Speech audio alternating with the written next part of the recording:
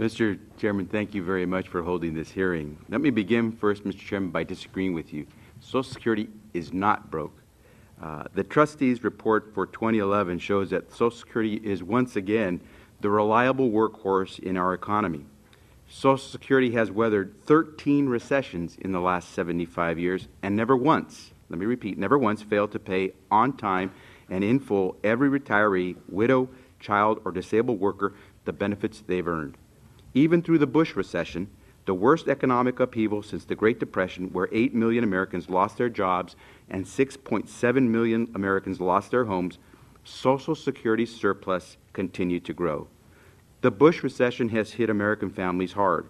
From June 2007 to the beginning of 2009, it stripped Americans of a total of $19.4 trillion in household wealth. Put that in perspective.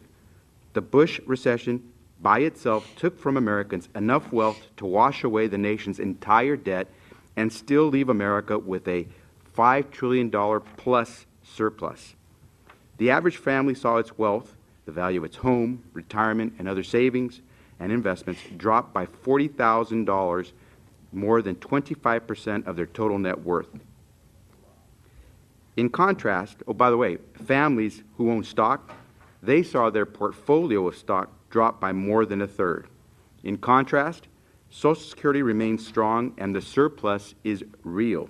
Social Security and seniors didn't cause the current deficit. Indeed, Social Security has never, I repeat, never added a single cent to the nation's debt. The trust fund's income from tax revenues and interest on the U.S. Treasury bonds that it owns is more than what is being paid today in benefits. So Social Security will run a surplus of $69 billion in 2011. At the end of 2011, the Social Security Trust Fund will hold $2.7 trillion in U.S. Treasury bonds, and the trustees project that the balance will continue to grow until 2022, when it reaches $3.7 trillion. In addition to payroll contributions, the trust fund earns interest on the Treasury bonds. The interest is real. On Treasury bonds purchased with workers' contributions. Over its lifetime, Social Security has so far collected $15.5 trillion and paid out a total of $12.8 trillion in benefits and administrative costs. Do the math. Americans have built up a $2.5 trillion surplus in their trust fund. The Treasury bonds held by the trust fund are real, and just like all other bonds held by Treasury, that have been issued over the last several years, they have real value. American workers know that their Social Security contributions are real. They see the amount deducted from their paychecks every week. In the long term, in about a quarter century, Social Security does face a shortfall. But this is a manageable challenge. The trustees' report looks at Social Security solvency 75 years into the future. This gives Congress the ability to carefully consider how best to improve and strengthen Social Security for future generations.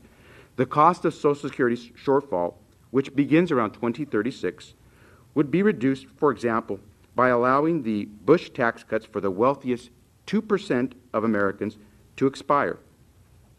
And we know how important Social Security has been to so many of our seniors who today do not live in poverty. Mr. Chairman, I appreciate that we're holding this hearing on Social Security's long-term outlook. However, as you know, the Social Security Administration has a more immediate need, which is to ensure that it can get beneficiaries the Social Security benefits today. I know that you and I both believe that it is essential that the Social Security Administration provide today's seniors with the benefits they have earned. Therefore, I would request that we also hold a hearing on the Social Security Administration's operating budget so that we can ensure that it can continue to provide essential services today to today's beneficiaries, such as processing benefit claims on time and accurately, processing disability applications and appeals without lengthy waiting times, and answering calls and addressing problems for current and future beneficiaries. We have worked in a bipartisan way in the past to make Social Security and the Social Security Administration do its job and do it right.